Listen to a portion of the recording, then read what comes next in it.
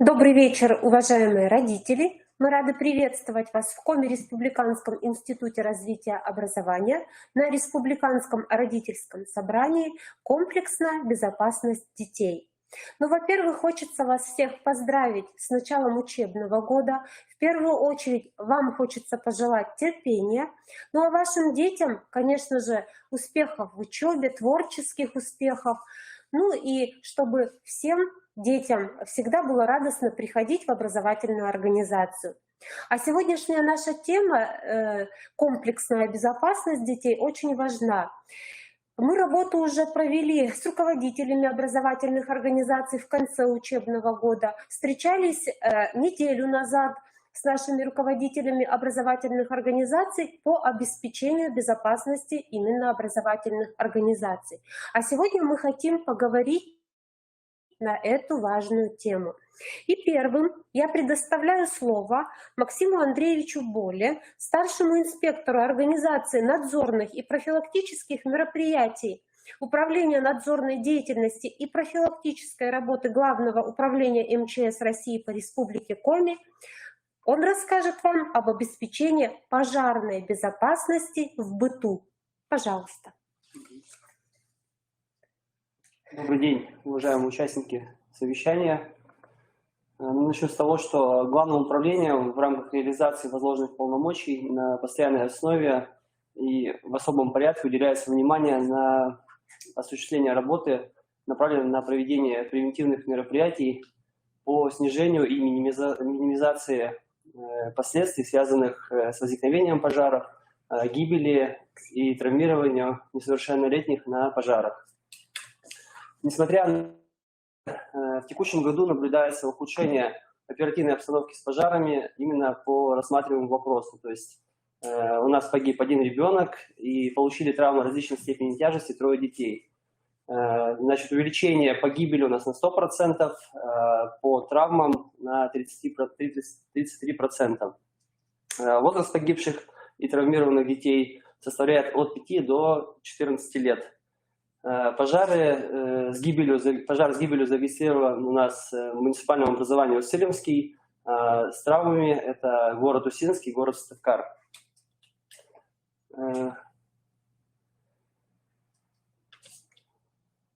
Значит, вкратце приведу обстоятельства происшествий. То есть в январе месяце в городе Усинск произошел пожар, на котором были травмированы 2 ребенка 2014 и 2017 года рождения.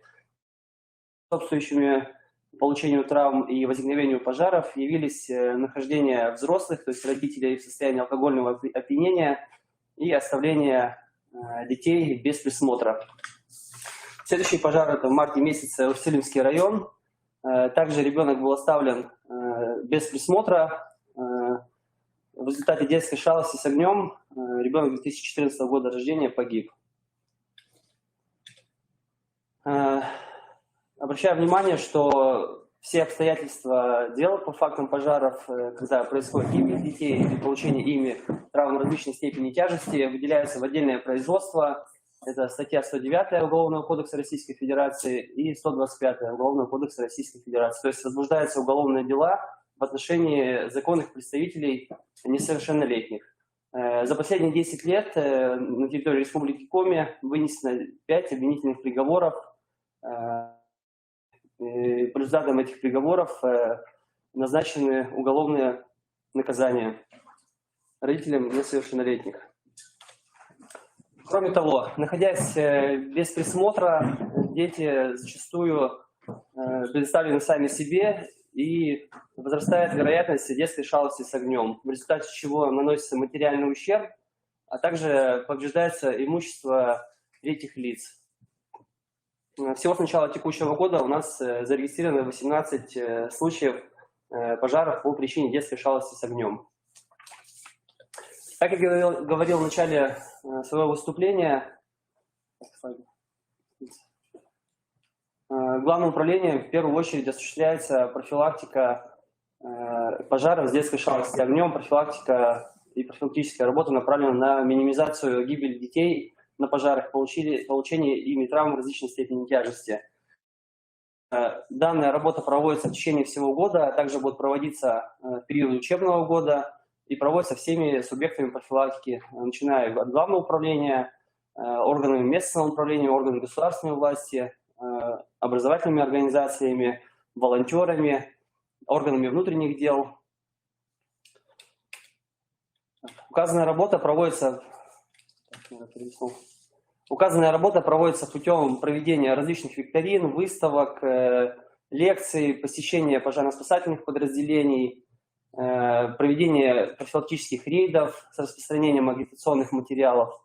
Но при этом данная работа составляет не такой большой объем в сравнении с тем, что родители находятся со своими детьми большее время. Да? То есть необходимо уделять как раз родителям те вопросы и внимание, направленные на профилактику детской гибели и травматизм на пожарах. Как показывает статистика пожаров с гибелью детей в Республике Коми за 10 лет, средний возраст погибших детей составляет до 7 лет. То есть это тот возраст, когда дети самостоятельно не могут адекватно оценивать происходящую обстановку, не могут своевременно и быстро принимать какие-то решения в случае возникновения пожара. Поэтому как раз действия родителей должны быть направлены на воспитание и привитие к детям как раз таких навыков. В первую очередь необходимо создавать пожаробезопасную обстановку. Что это значит? Это постоянно следить за исправностью электрооборудования в жилых помещениях, печного отопления, исключить нахождение рядом с детьми источников повышенной опасности, зажигалки, спички, чтобы эти предметы не попадались на глаза детям. Ну и банально не оставлять детей. Особо важным родителям необходимо научить детей правилам пожаробезопасного поведения в случае возникновения пожаров.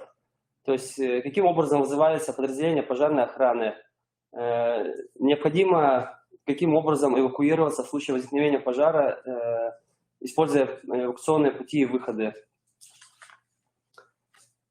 Так, как практика показывает, что дети зачастую при возникновении пожара начинают теряться и прятаться в различных местах, да, то есть в шкафах, под кроватями.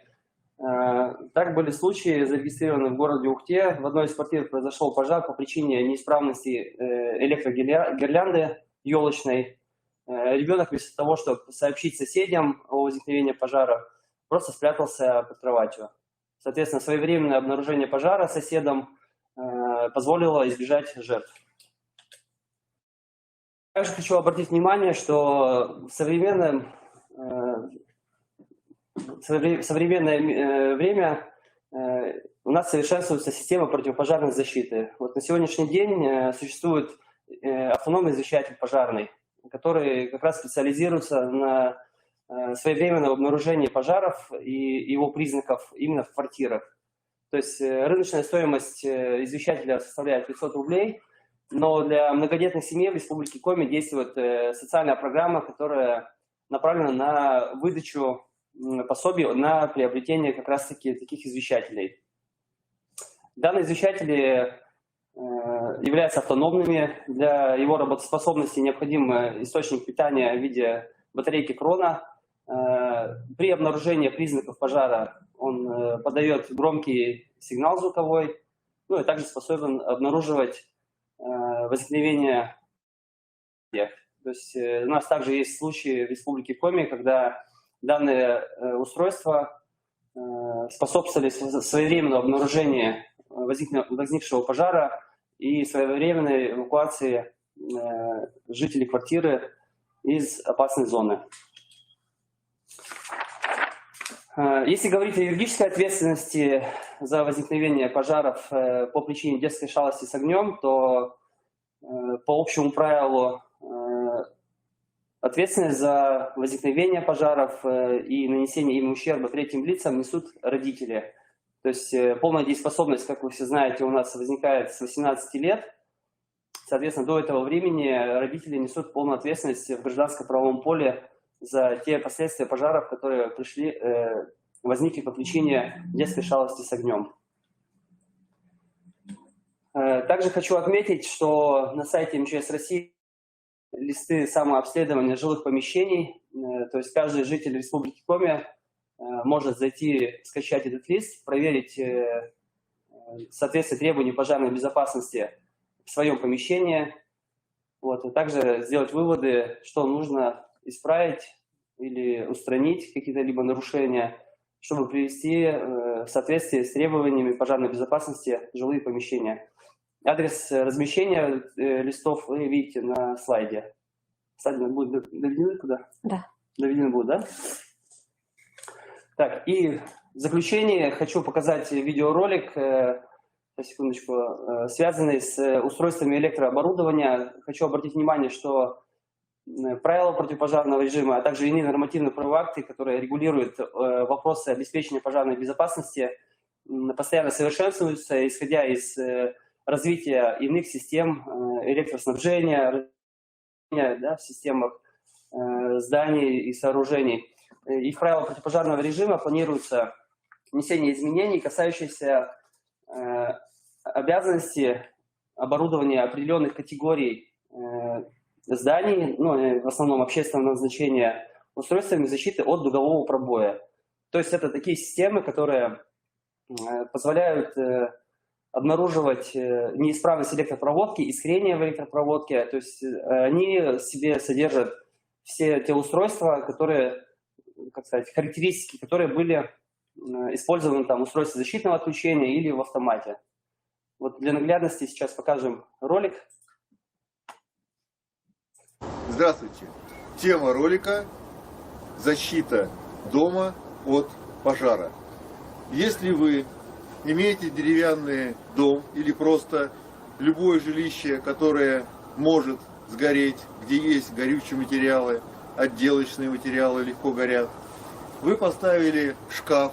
В этом шкафу, в электрическом, вы поставили любые защитные устройства, но если у вас не стоит УЗ-ДП, устройство защиты от дугового пробоя, то ваше имущество все-таки находится в зоне риска. Для демонстрации работы УЗ-ДП здесь сымитирована плохая скрутка. По факту любая скрутка является плохой, если нагрузка в линии больше нескольких ампер. Итак, включаем. Теперь шевелением провода скрутки, вот я шевелю провод скрутки, мы делаем дугу, пробой.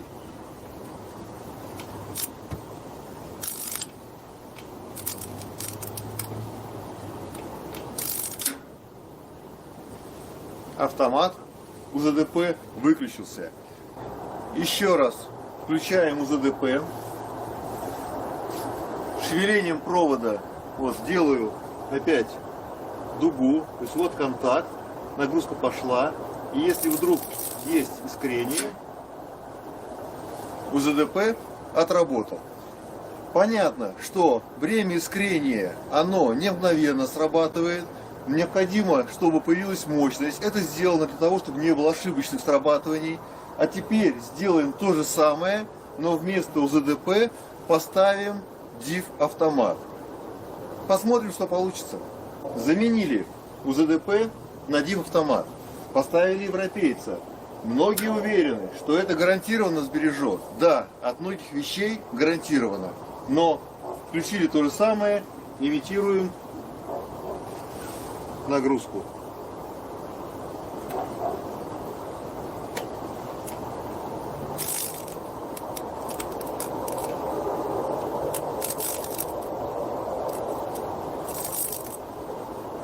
Сварка работает.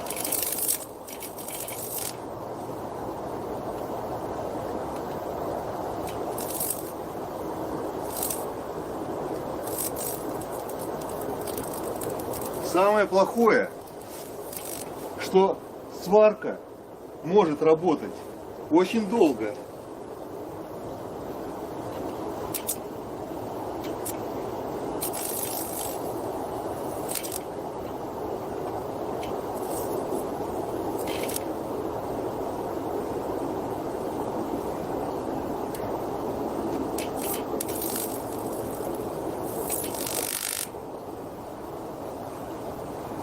Вот, собственно говоря, и так выглядит то, что происходит с вашим домом.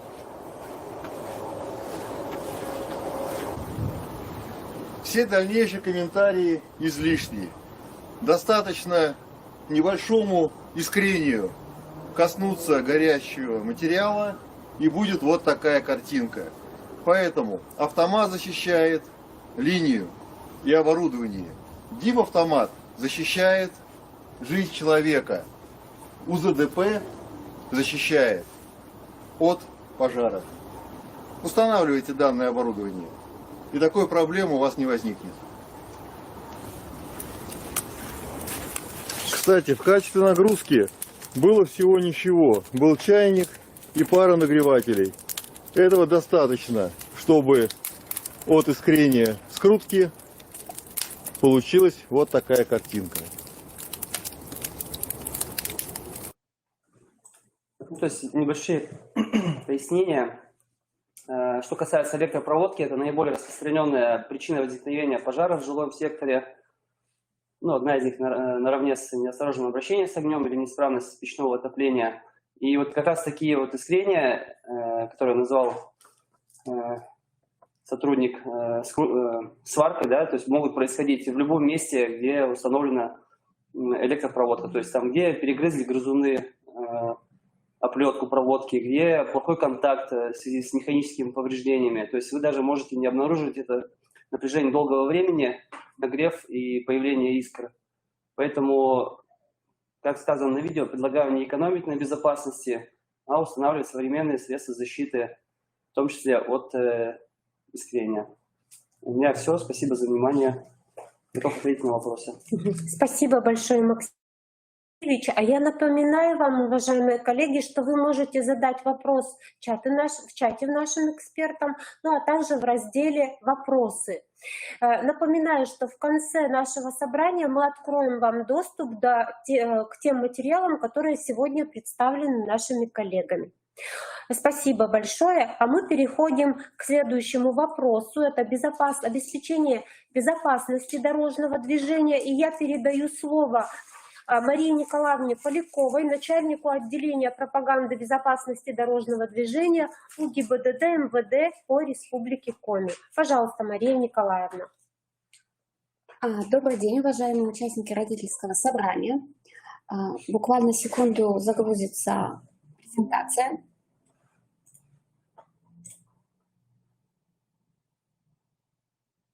Только презентацию, да? Презентация одна и 2 видео. Папочка природа. Презентация.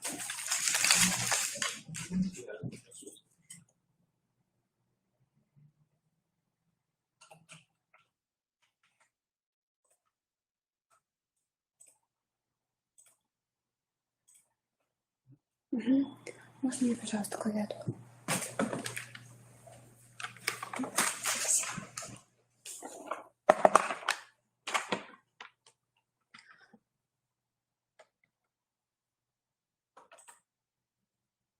Дорога и жизнь. Как похожи два эти понятия. Дорога жизни, жизненный путь. Как близки они друг к другу. Дорога – реальная модель всей нашей жизни. Пример, который отражает любые жизненные ситуации и отношения. Как и в жизни, здесь есть определенные правила и законы. Ни в какую сторону не хочет. Дороги бывают разные. Дороги в никуда, с определенным местом назначения. Мы каждый день в пути. Кто-то в путь к намеченной цели, а кто-то просто идет по течению, подчиняясь законам толпы. И на этом пути нам встречаются разные люди. Попутчики, собеседники, случайные прохожие или толпа, идущая навстречу или сметающая все на своем пути. Как сложно порой бывает сориентироваться в ситуации. Как, попав в интенсивный дорожный или жизненный поток, суметь найти свою нишу, идти в ногу со временем, соблюдать скоростной режим. Как часто в силу своей беспечности мы бываем не защищены перед опасностью. Особенно сложно детям. Каждый выбирает свою дорогу сам. Одни пробираются узкими непроторенными тропами, выбирают широкие современные магистрали. Третьи сами прокладывают дорогу себе и окружающим. В наш век бешеных скоростей, загруженных трасс, легко попасть в пробку или зайти в тупик. Еще сложнее избежать столкновения. И тогда очень важно знать, что есть люди, готовые прийти на помощь. И помнить, что тебя всегда ждут дома. Дорога — это целая жизнь. Как удивительно похожи жизненные и дорожные ситуации. И готовить к ним себя и своих детей нужно с детства.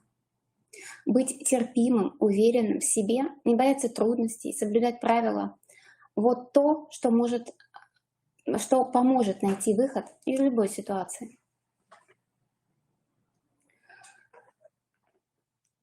За 2022 год в Республике Коми было зарегистрировано 74 дорожно-транспортных происшествия, в результате которых 3 ребенка, что-то у меня презентация не сохранилась, 3 ребенка погибли и 87 получили травмы различной степени тяжести. В результате дорожных аварий 57 мальчиков и 43 девочки получили травмы различной степени тяжести. 3/4 — это 53 ДТП или 77% произошли по вине водителей транспортных средств. 21 ДТП. В 21 ДТП усматривается неосторожное поведение детей. Стоит отметить, что дети-пассажиры являются самыми незащищенными участниками дорожного движения, потому что никак не могут повлиять на ситуацию, которая складывается на дороге. И во многом зависят от того, кто сидит за рулем. Он выбирает скорость движения, соблюдает правила или реагирует в той или иной сложной ситуации. В прошедшем году 2 из 3 погибших детей были пассажирами транспортных средств. В этом году 2 из 3 в момент ДТП не были пристегнуты ремнем безопасности и, к сожалению, погибли. Как уже говорилось, 2 ребенка пассажира в этом году погибли, и 42 получили травмы различной степени тяжести. 21 ребенок, в том числе 2 погибших детей, перевозились в салоне без детского удерживающего устройства или применения ремней безопасности.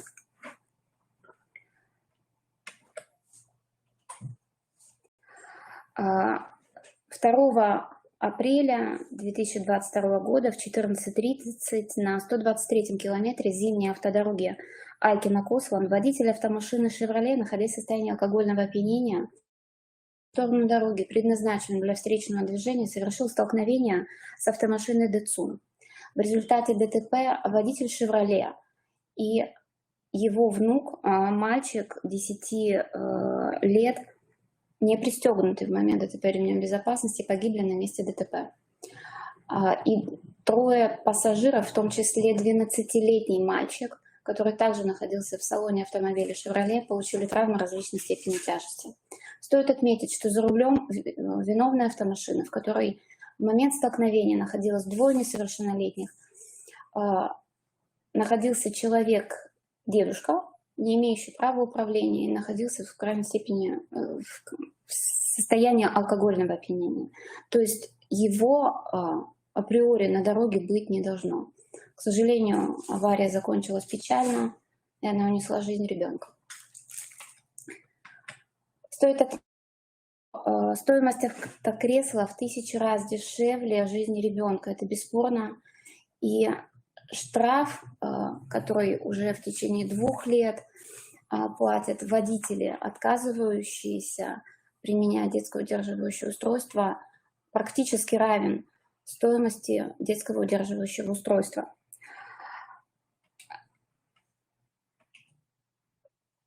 Не менее печальная статистика у нас с участием детей-пешеходов. Здесь в категории риска находятся дети именно школьного возраста, потому что их социальная активность намного выше, чем у дошкольников, и чаще всего им приходится передвигаться по населенным пунктам, городам, не только в школу, но и на кружки, занятия, секции и так далее. 39% пострадавших в ДТП в качестве пешеходов — это дети в возрасте 7 до 10 лет. это школьники начального звена. И 28 – это от 11 до 15 лет. Если младшим школьникам характерно слабые знания правил дорожного движения, неразвитые навыки безопасного поведения на дороге, то школьникам 5-9 классов, наоборот, присуща самоуверенность. Они знают, что они быстрые, якобы быстрые, могут успеть, они постоянно торопятся, но при этом недостаточно внимательны и зачастую иногда намеренно пренебрегают установленными правилами. Также стоит отметить, что каждое 4-е ДТП, это 23%, происходит по неосторожности детей. Можно следующий слайд, пожалуйста. И если можно, видео, оно называется «Морозово-коммунистическое». Говоря о ДТП по вине детей, всегда стоит говорить о том, что в подобных дорожных происшествиях большую ответственность несут именно взрослые. Ребенок не нарушает правила чаще всего потому, что он хочет их нарушать. Чаще всего это потому, что ему не приучили, не показали, не напомнили, как надо. И в том числе не рассказали о тех последствиях, которые могут привести к нарушению указанных правил. Данное ДТП произошло в конце августа в городе Сыктывкаре на пересечении улиц Коммунистическая, Морозова рядом с ЖД вокзалом. На запрещающий красный сигнал пешеходного светофора с правой стороны будет двигаться бегом в сторону магазина «Пятерочки» папа несовершеннолетнего. Вот он побежал, горит красный запрещающий сигнал светофора, за ним вдогонку бежит его сын, 16, который, к сожалению, перебежать трехполосную дорогу, 6 даже полосную, не смог и, к сожалению, угодил под колеса автомашины. Этот пример наглядно демонстрирует о том, что именно наше поведение взрослых людей, можно выключить видео, так или иначе подталкивает к неправильному поведению детей. За 8 месяцев 2022 года в 21 дорожной аварии, в которых усматривается вина несовершеннолетних, пострадали 4 детей. Как мы уже говорили, вина ребенка в ДТП – это всегда безответственность взрослых. Отдельно хочется остановиться на летнем периоде, который прошел у нас не совсем спокойно. В результате летних аварий 8 водителей мототехники и 20 велосипедистов различной степени тяжести, в том числе 1 ребенок-велосипедист погиб в Каркировском районе в июне этого года. Покупая детям велосипеды, к сожалению, родители зачастую забывают о том, что дети должны быть знакомы с правилами дорожного движения для велосипедистов. Основными нарушениями, которые дети совершают, это переезд проезжей части по пешеходному переходу, не спешившись, выезд на дорогу общего пользования в возрасте до 14 лет, при этом не обладая ни навыками управления, ни знаниями правил дорожного движения. Дети не имеют велозащиты и, как я уже сказала, не совсем имеют представление о тех правилах, которые предъявляются законом движению велосипедистов. Очевидно, что силами госавтоинспекции такую ситуацию исправить будет достаточно, в том числе то, что касается детей, водителей мото и автотранспорта. Все мы прекрасно понимаем, что за руль мототехники, точнее мопедов, дети имеют право сесть в 16 лет, пройдя обучение в автошколе и получив водительское удостоверение. Зачастую именно родители пренебрегают этим требованием, покупая в подарок, либо за хорошую учебу, либо другие достижения на лето детям питбайки, мотоциклы, мопеды и другую мототехнику. Дети, выезжая на такие достаточно мощных транспортных средствах на дороге общего пользования, не готовы участвовать в дорожном движении. Отдельно хочется остановиться на ДТП, которое произошло 14 августа в Уссыльском районе. в 6:35 в районе дома 34 по улице Западной села Усыль совершеннолетний водитель, 14-летний, находясь, управляя автомашиной УАЗ, автомашина принадлежит ему отцу, не справился с управлением, совершил опрокидывание на проезжей части. В результате ДТП несовершеннолетний 14-летний пассажир, который находился на переднем пассажирском сиденье, вылетел из машины и погиб на месте ДТП. Такой ситуации произойти не должно было вот просто априори, потому что садиться за руль до 18 лет дети даже не должны вот помышлять. Причем в данной ситуации дети не только сели за руль и катались, они смогли завести машину, у которой не было аккумулятора, они смогли его поставить, подсоединить, покататься, и уже возвращаясь домой, с ними случилась дорожная авария. То есть, разбирая все причины и условия совершения данной дорожной аварии, можно заключить, что дети обладали определенными навыками. Их кто-то учил водить автомашину, но, к сожалению, не были доведены элементарные требования безопасности, что машина может уйти в занос, можно не справиться с управлением. И именно по этой причине подобная трагедия произошла. Именно родители являются непререкаемым авторитетом и образцом поведения для ребенка.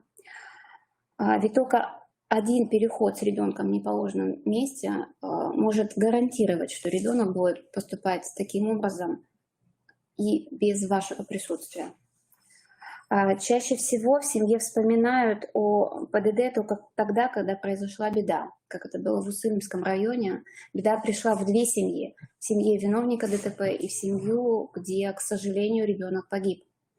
Только когда каждый ребенок будет знать и понимать, как вести себя на дороге, правила дорожного движения соблюдают его родители, воспитатели, учителя и все взрослые люди, только тогда, скорее всего, страшная статистика детской аварийности пойдет на спад, и на наших дорогах перестанут гибнуть дети.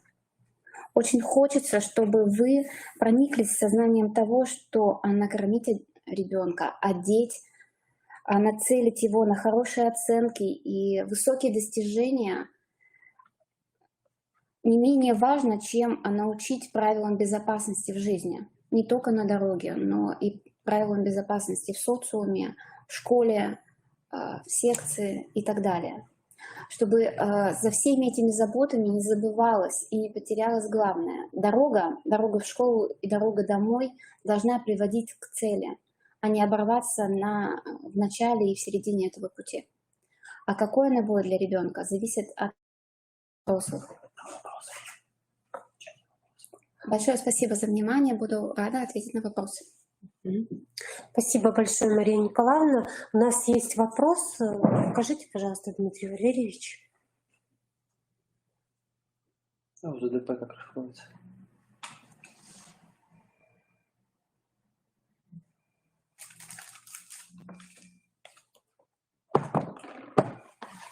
Какой вопрос у нас? ДТП. Как расшифровывается? Как раз. Да. Пожалуйста. Как говорил ранее, УЗДП – это устройство защиты от дугового пробоя. Опять скажу вкратце, что такое. То есть у нас есть электросеть в здании, там жилое помещение, неважно. Когда возникает некачественное соединение, там скрутка различная, да, или место соединения с розеткой, или где-то перебит провод, грузунами перегрызан, или при ремонтных работах он перебит, да, соответственно, образуется искрение. Происходит нагрев всех материалов, которые находятся рядом с этим проводом, этим местом соединения. Соответственно, зачастую такие вещи не обнаружатся своевременно и могут на протяжении долгого времени происходить нагрев горючих веществ, да, и материалов. Поэтому происходит пожар, то есть являющийся одной из основных причин, бытовых причин возникновения пожаров. Все, спасибо. Спасибо большое. Переходим к следующему докладу, и я предоставляю слово Олегу Васильевичу Ульнырову, заместителю начальника Федерального государственного казенного учреждения Управления вневедомственной охраны войск Национальной гвардии Российской Федерации по Республике Коми, который представит вам информацию об обеспечении антитеррористической защищенности. Пожалуйста. Добрый вечер, уважаемые присутствующие на онлайн-родителях. К сожалению, в связи с трагическими событиями вносят определенные коррективы в наши планы. Трагические события, конечно же, имею в виду в школе города Ижевск, и поэтому связаны с тематикой моего сегодняшнего сообщения. Поэтому вместо каких-то традиционных, может быть, докладов с использованием видеоконференции я предпочел такую форму, может быть, прямого, обычного контакта с нашими слушателями, кто у нас на контакте. Понятно, что вот это трагическое событие, которое произошло в Ижевске, взбудоражило родительское сообщество. Как нам стало известно, Министерство образования и науки Республики Коми, родители практически завалили звонками Министерства образования и науки с вопросами, а каким образом обстоит у нас ситуация с интересом наших школ, детских садов, как защищены наши дети. Но в этой как раз связи я определенную информацию до вас донесу. В целом у нас работа организована на достаточно хорошем уровне, могу со всей ответственностью заявить, в том числе по сравнению с нашими рядом регионов на территории Российской Федерации. Последние комплексные проверки состояния антитеррористической защищенности, как это традиционно происходит, были в августе, организованы в августе месяце, комплексные, в составе межведомственных комплексных комиссий, в которые входили, кроме представителей Росгвардии, также наши коллеги из МВД, наши коллеги из МЧС. По результатам данных обследований выносились решения о соответствии, несоответствии образовательных организаций требований к антитеррористической защищенности, а у нас требования к антитеррористической защищенности предусмотрены отдельным постановлением правительства Российской Федерации. Номер не буду вам, думаю, данная информация как родителям, наверное, будет избыточной. Ну так вот, по результатам. Значит, наши сотрудники Росгвардии приняли участие в обследовании более 400 объектов.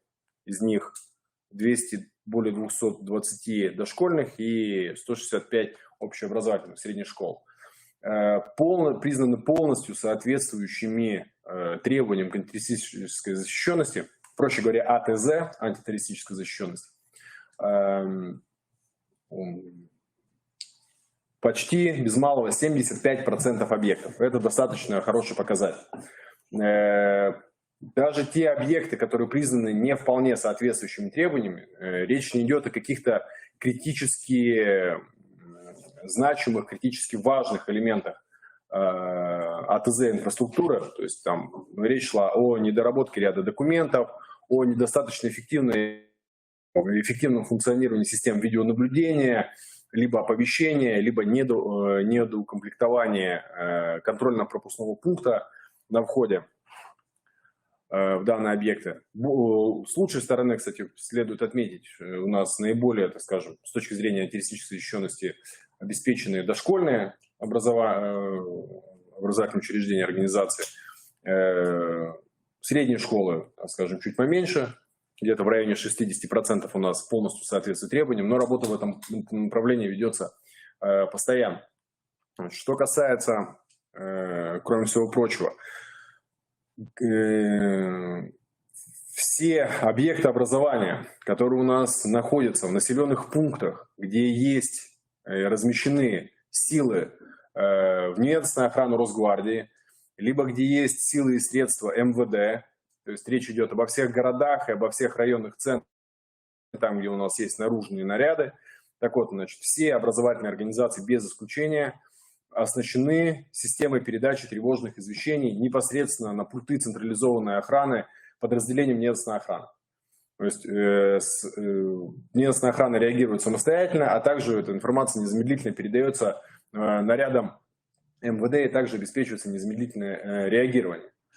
Там, где сил и средств вневедомственной охраны Росгвардии, либо МВД наличия нет, это речь идет об отдаленных населенных пунктах, объекты образования должны быть подключены к системе передачи извещений в единую службу 112. И, насколько нам известно, работа данная проводится. Теперь, что касается наиболее будоражащего как раз таки вопроса о обеспечении охраны, так она называется, физической охраны, путем привлечения работников частных охранных организаций.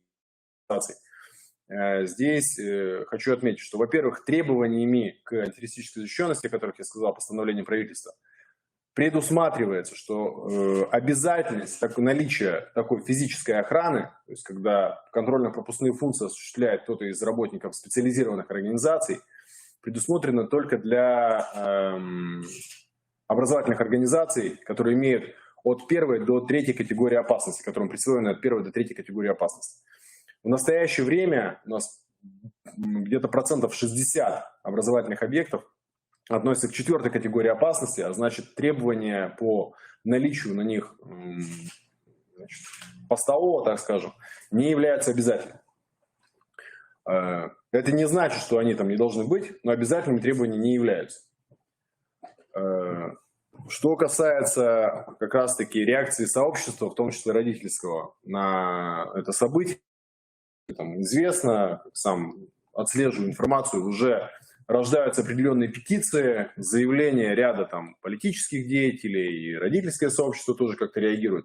Одна из идей, которая появляется в этих петициях, это взять под охрану вооруженную, военизированную все образовательные организации с силами подразделений Росгвардии, то есть в каждой, либо МВД. То есть, проще говоря, поставить в каждую образовательную организацию по сотруднику Росгвардии или военнослужащему Росгвардии, или по сотруднику МВД для несения там службы и обеспечения безопасности. Насколько бы это ни звучало предложение таким эффективным, на самом деле сразу хотел бы обратить ваше внимание на то, что лица, которые такие вещи предлагают, ну, по большому счету это заявление и предложение популистское, заведомо невыполнимое и ничего, кроме, так скажем, сотрясания воздуха за собой не влечет. Потому что для того, чтобы обеспечить таким образом безопасность всех школ хотя бы на территории Республики Коми, нам нужно действующую, имеющуюся численность подразделений МВД и Росгвардии, МВД увеличить по нашим расчетам в 5 раз, Росгвардию увеличить примерно в 10 раз. Очевидно, что это невыполнимая задача на уровне государства. Представьте, что это будет в российских масштабах. Поэтому вот этот, так скажем, общественный напор, желание каким-то образом преломить ситуацию на месте родительского сообщества, экспертного сообщества, мы предлагали немножко в другое русло, то есть поднять требования на уровне законодательства, на уровне тех же требований КТЗ. Соответствующие предложения мы уже внесли и в Министерство образования и науки Республики Коми. Поднять требования непосредственно к работникам частных охранных организаций, которые осуществляют данные. Они были обеспечены хотя бы гражданским вооружением останавливающего действия, чтобы они были бы обеспечены системами индивидуальной бронезащиты, средствами, прошу прощения, индивидуальной бронезащиты, активной обороны. Но здесь уже вопрос возникает в стоимости таких услуг. У нас контрактная система построена специфическим образом, но это вот в этом направлении как раз-таки наше гражданское сообщество может повлиять на сложившуюся ситуацию. Что касается непосредственно вас, уважаемые родители, представители родительского сообщества, на что бы я хотел обратить внимание, на что обращаю внимание со всех доступных мне трибун. Обучайте, пожалуйста, ваших детей, да и сами обращайте на это внимание в своем, в том числе, поведении. На следующий момент. Работник частной охранной организации, там, где они есть, находится один в образовательной организации. Он обязан осуществлять контрольно-пропускные функции, в том числе, если имеется у него подозрение, имеет право попросить предъявить к осмотру находящиеся при посетителях, школьниках, либо родителях вещи, открытым, рюкзаки, женские сумки и так далее. Все это делается ради безопасности находящихся там детей, учителей, родителей и так далее. Очень хотелось бы, чтобы к этим требованиям относились уважительно, ни в коем случае не пренебрежительно. Содействовали в том числе ученики, а мы все прекрасно понимаем, что у нас и ученики там торопятся на уроки, да и, скажем, подростковый возраст не отличается сильной подчиняемостью и исполнительностью. Но это требование безопасности всех вокруг.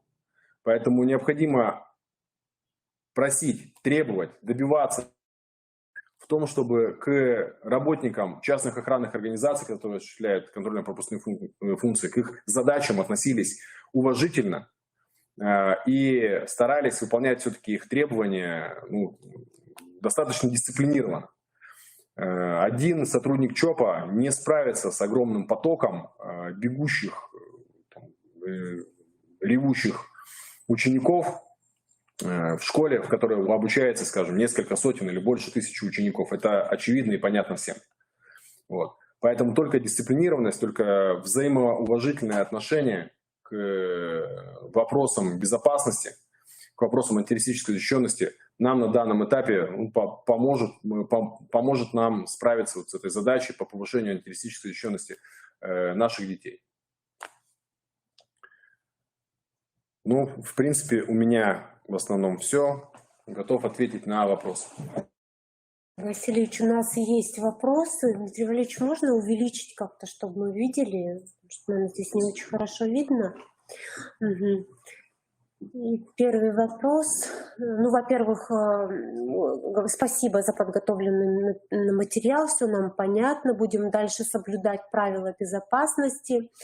Далее, думаю, что камеру видеонаблюдения в хорошем разрешении можно устанавливать и по периметру ограждения вокруг школы, не соседствующих пешеходных переходах, на светофорах.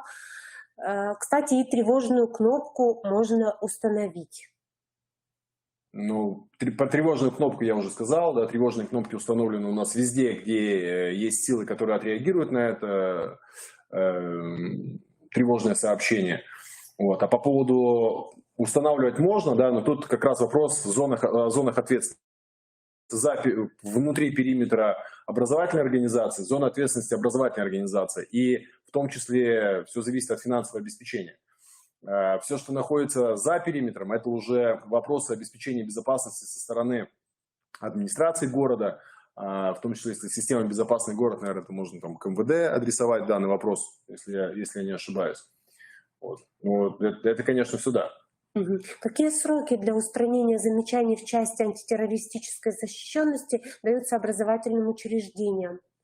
Значит, сроки устанавливаются до года на устранение выявленных замечаний. Новые проверки Росгвардии, значит, ответственность за организацию контрольных проверок по ранее выявленным замечаниям возложена на правообладателей этих объектов. То есть, проще говоря, на директоров школ, либо на управление образованием соответствующих муниципалитетов.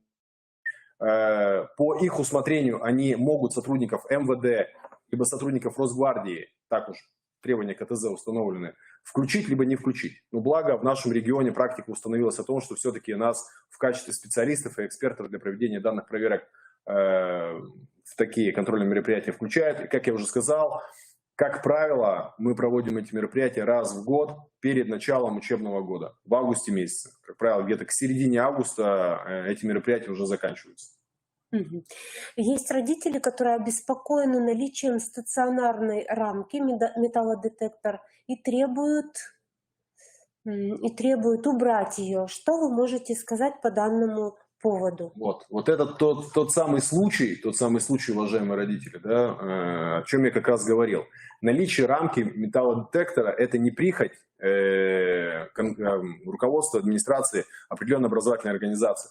Это технической защищенности данного объекта. И направленное наличие этого металлодетектора и металлоискателя на то, чтобы обнаруживать, в том числе, возможный пронос оружия у учеников. Да, потому что ученики из хулиганских побуждений или просто пошалить действительно могут принести.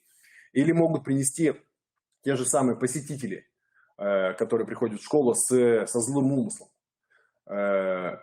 Более того, если сработала рамка металлоискателя, у работника частной охранной организации есть все основания попросить, предъявить к осмотру находящиеся при нем вещи.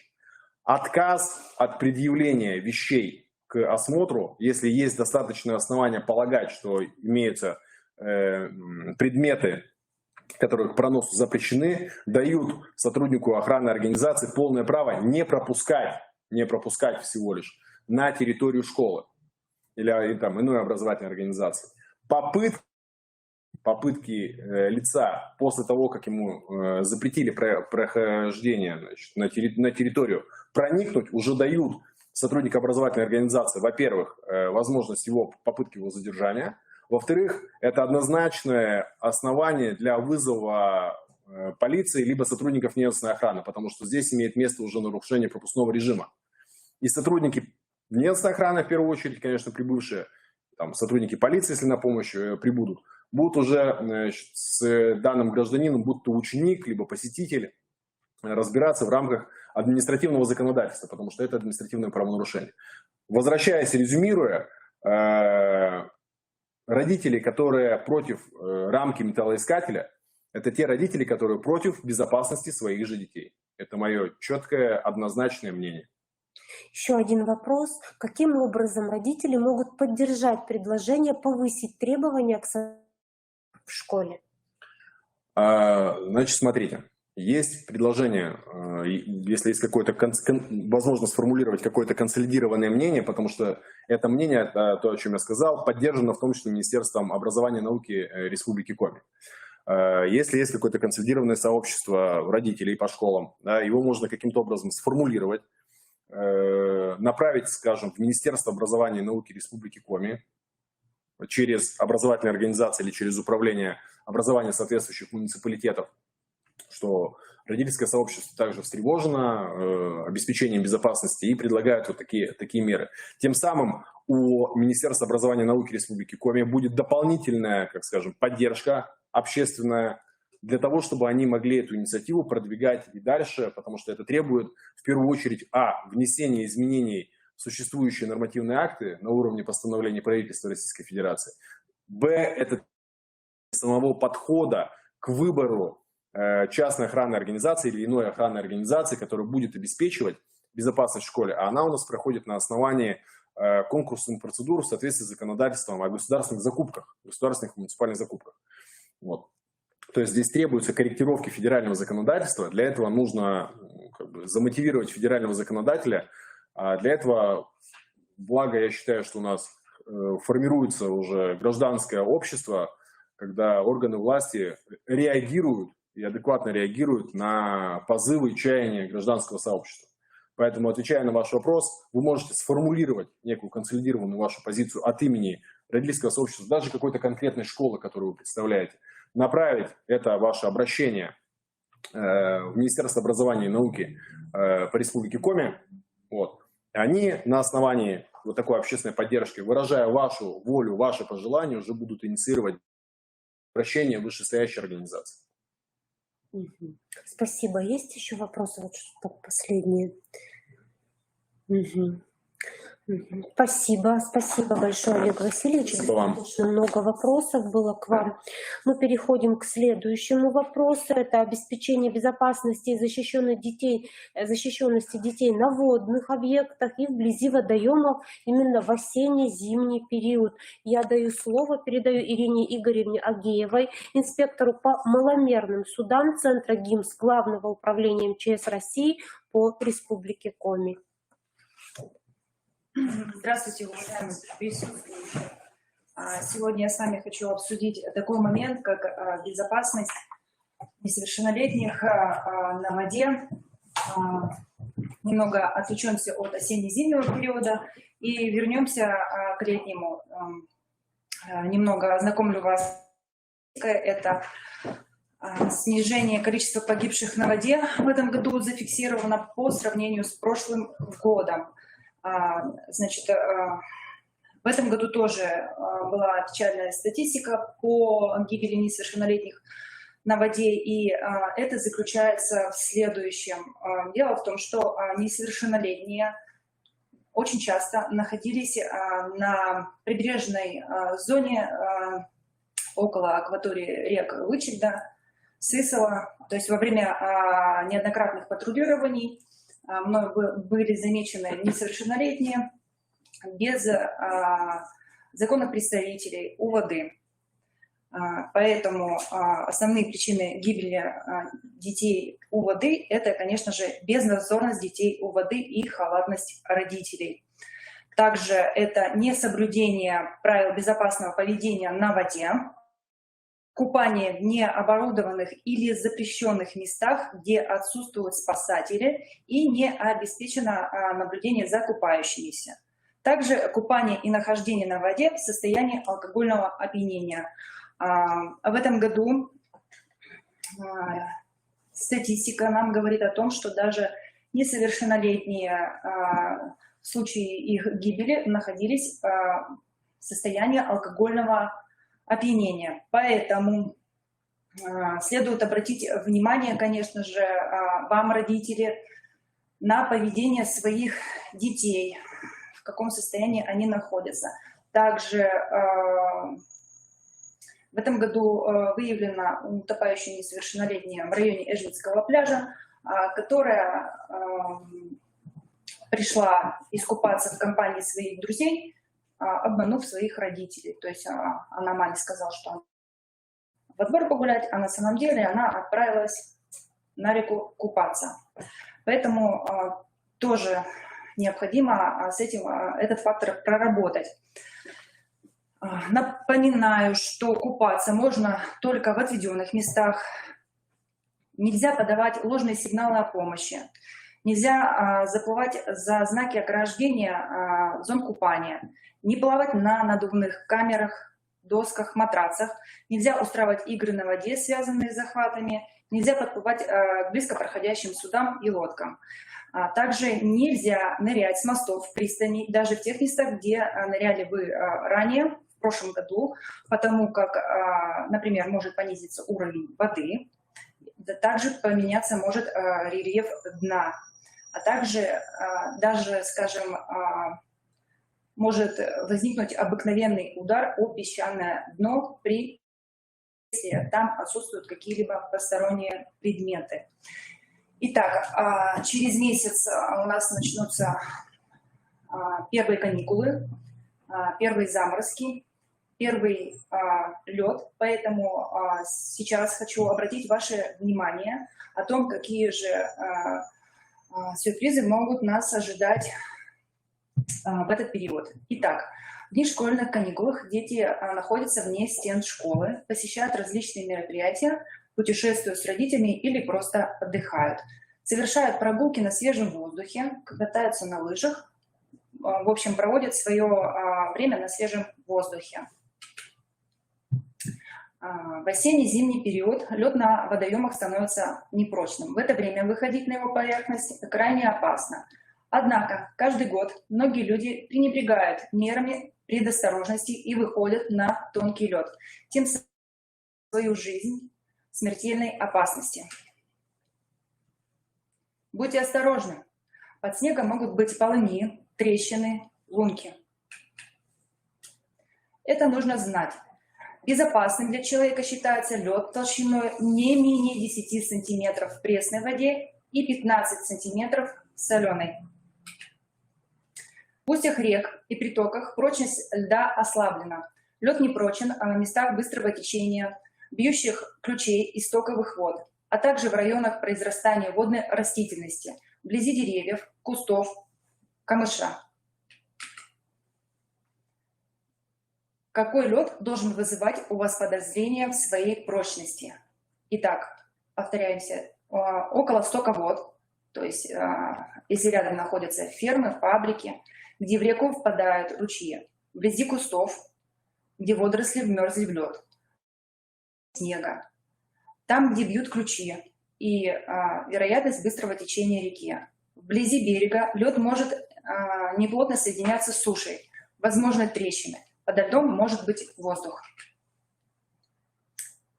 Если температура воздуха выше 0 градусов, держится более 3 дней, то прочность льда понижается на 25%. Прочность льда можно определить визуально. Лед голубого цвета, он прочный. Белого прочность в 2 раза меньше. Серый, матово-белый или с желтоватым оттенком лед совсем ненадежен. Переходить водоем по льду только при хорошей видимости. Идя на лыжах, расстегнуть крепление, снять с рук ремни палок. Также необходимо взять длинную палку, веревку не менее 5 метров. Спускаться там, где нет промоин и вмерзший лед кустов. Идти осторожно, проверяя перед собой лед. Не отрывать подошвы от льда. Если случилась беда, что делать, если вы провалились в холодную воду? Первое, в любой экстренной ситуации, в которой находится человек, это не поддаваться панике. Не кричите, не зовите на помощь. Необходимо беречь силы. Наползайте на лед широко расставленными руками. Делайте попытки неоднократно. Не паникуйте, не делайте резких движений, стабилизируйте дыхание. Важно, находясь в воде, не намочить голову, потому как 50%, а также, по некоторым данным, до 70% теплообмена организма выходит именно через нее. Раскиньте руки в стороны и постарайтесь зацепиться за кромку льда. Горизонтальное положение по направлению течения. Попытайтесь осторожно налечь грудью на край льда и забросить одну ногу на лед. Если лед выдержал, перекатываясь, медленно ползите к берегу. Ползите в ту сторону, откуда пришли, ведь лед уже здесь проверен на прочность. Вооружитесь любой длинной палкой, доской, шестом или веревкой. Можно связать воедино шарфы, ремни или одежду. Следуя ползком, широко расставляя при этом руки и ноги и толкая перед собой спасательные средства. Осторожно двигаться по направлению к полыне. Остановитесь от находящегося в воде человека в нескольких метрах. Бросьте ему веревку, край одежды, подайте палку или шест. Осторожно вытащите пострадавшего на лед. Вместе ползком выбирайтесь из опасной зоны. В сторону, откуда пришли. Доставьте пострадавшего в теплое место, окажите ему помощь, снимите с него мокрую одежду, энергично разотрите тело до покраснения кожи, смоченные в спирте или водке подручными средствами, либо же просто руками. Напоите пострадавшего теплым чаем. Ни в коем случае не давайте пострадавшему алкоголь. В подобных случаях это может привести к летальному исходу, то есть алкоголь мы не используем. И чай именно должен быть теплым, а не горячим. Выбравшись из проруби, снимите тщательно, отожмите и снова наденьте одежду. Бегом следуйте к ближайшему населенному пункту. Вызовите спасателей или скорую. Дайте пострадавшему часть своей одежды. Разведите костер и обогрейте пострадавшего. Вызовите спасателей или скорую. Нельзя забывать об опасности, которую таят в себе водоемы в осенне-зимний период. На вид кажется прочным, а на самом деле он тонкий, слабый и не выдерживает тяжести не только взрослого человека, но и ребенка. Поэтому не торопитесь выходить на тонкий лед водоемов. Будьте осторожны и осмотрительны. Несоблюдение этого совета может привести к провалу на льду. К сожалению, помощь попавшим в беду на воде приходит иногда слишком поздно, и происшествие заканчивается трагически. Чтобы этого не случилось, необходимо помнить, что выходить на осенний лед нельзя. Учащиеся и взрослые, соблюдайте правила поведения на водных объектах. Выполнение элементарных мер осторожности – залог вашей безопасности. При чрезвычайных ситуациях звоните 101. Сотовых телефонов любого оператора, даже при наличии отрицательного баланса, можно позвонить и на номер 112. Звонок бесплатный.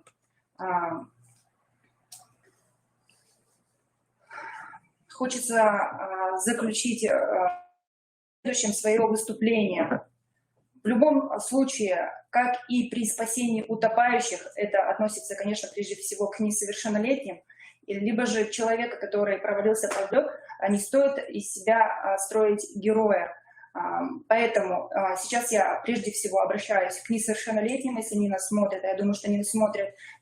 Обращаюсь к вам, уважаемые педагоги, родители, чтобы вы рассказывали несовершеннолетним о том, что героический поступок, он, конечно, хорош, но в целях безопасности несовершеннолетние не должны сами кидаться в воду. Прежде всего, наши дети должны сообщить рядом находящимся взрослым, либо же позвонить на номер спасения 112. Безопасного отдыха. Спасибо. У меня все. Готова ответить на ваши вопросы. Вопрос, да, Дмитрий Валерьевич?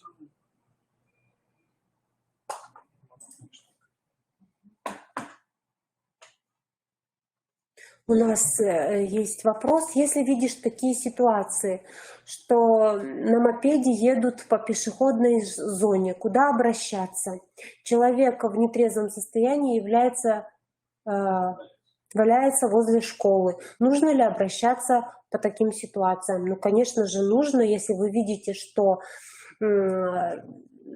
такие вот нарушения, конечно же, нужно обращаться в ваши местные МВД, полицейские участки и сообщать о данных происшествиях. Это важно. Это гражданская позиция каждого человека. Я думаю, что если такая ситуация произошла, то в такой ситуации, да, необходимо, наверное, 112 обратиться, чтобы там проконсультировали, и они куда дальше. Угу. Есть еще вопрос? Нет, все, да? Спасибо большое, Ирина Игоревна. И мы переходим к следующему вопросу. Это профилактика правонарушений среди несовершеннолетних. Я передаю слово Евгению Владимировичу Шаткову, инспектору по делам несовершеннолетних Министерства внутренних дел Республики Коми. Добрый вечер, уважаемые родители.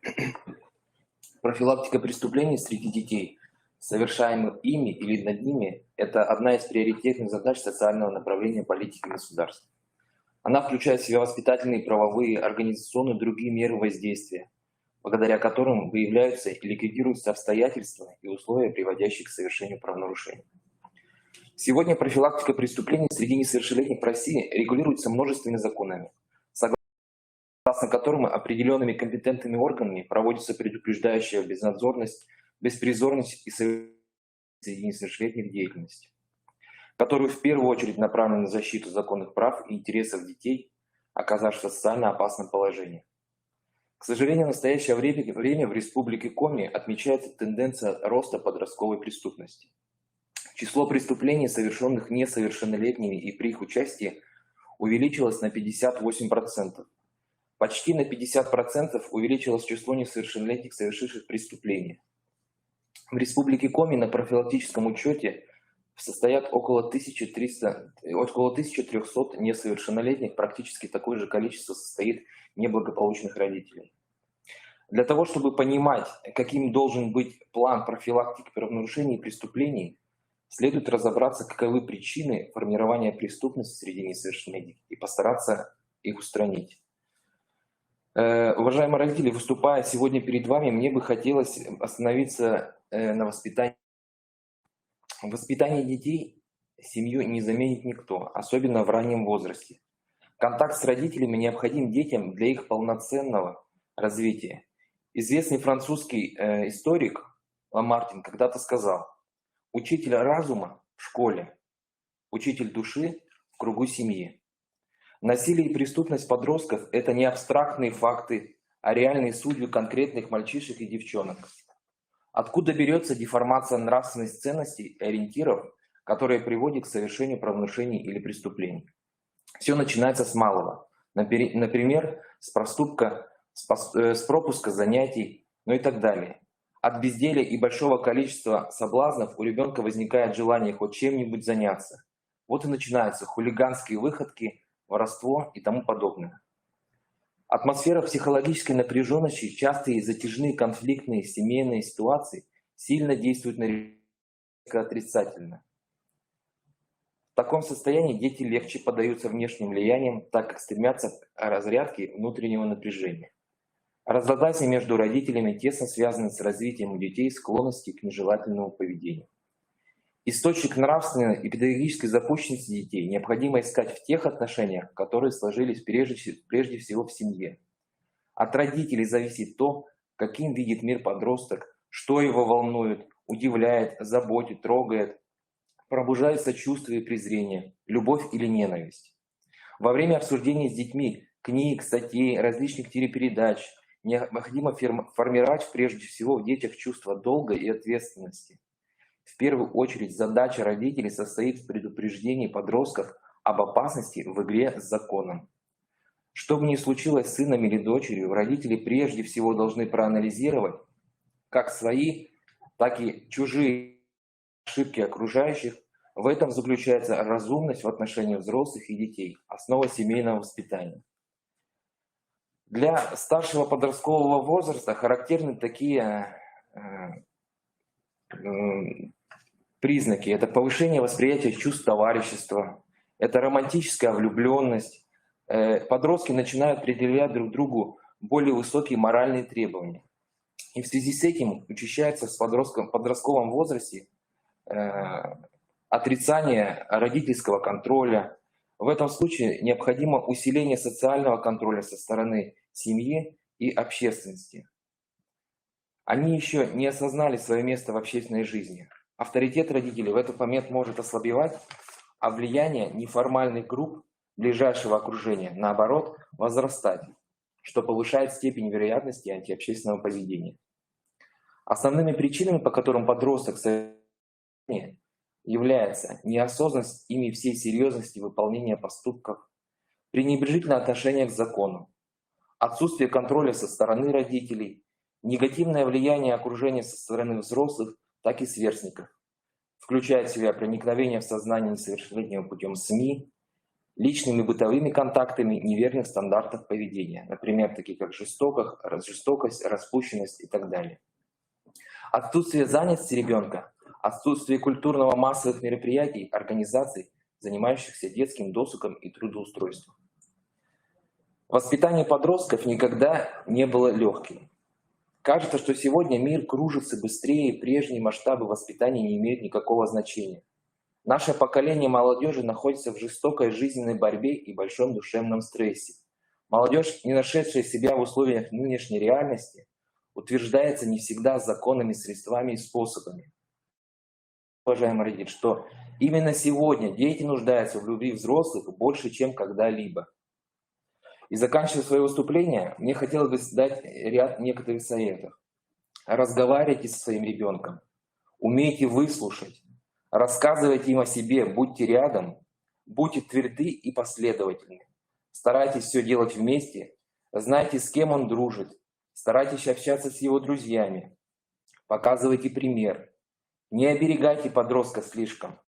Помните, что ребенок нуждается в вашей поддержке. Сегодня на нас лежит большая ответственность за будущее наших детей. Только совместными усилиями возможно решать все имеющиеся проблемы и стоящие перед нами задачи. Спасибо. Спасибо большое, Евгений Владимирович. Уважаемые коллеги, подходит к концу наше родительское собрание.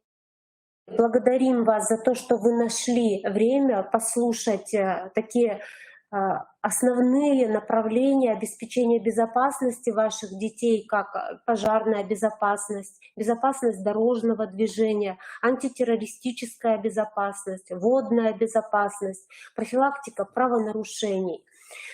И хочется вам пожелать: берегите себя, берегите своих детей, берегите своих родных и близких. Если у вас есть вопросы, мы готовы вам ответить на них. Если нет, то мы сейчас вам открываем доступ к нашим презентациям. Вы можете их скачать и еще раз просмотреть их уже дома в спокойной обстановке. Спасибо за внимание. До свидания. Был вопрос, да? По вейпам. Можно как-то увеличить? Я не очень хорошо вижу. И у нас еще есть контроль осуществляется по продаже вейпов несовершеннолетним. На сегодняшний день законодательством запрещено продажа вейпов несовершеннолетним. В связи с этим проводятся профилактические рейды, мониторинги сайтов по продаже вейпов, и лица, осуществляющие продажу несовершеннолетним, привлекаются к ответственности как административной, так и уголовной. Спасибо. Работа в этом направлении ведется. Спасибо большое. Ну что же, все, до свидания.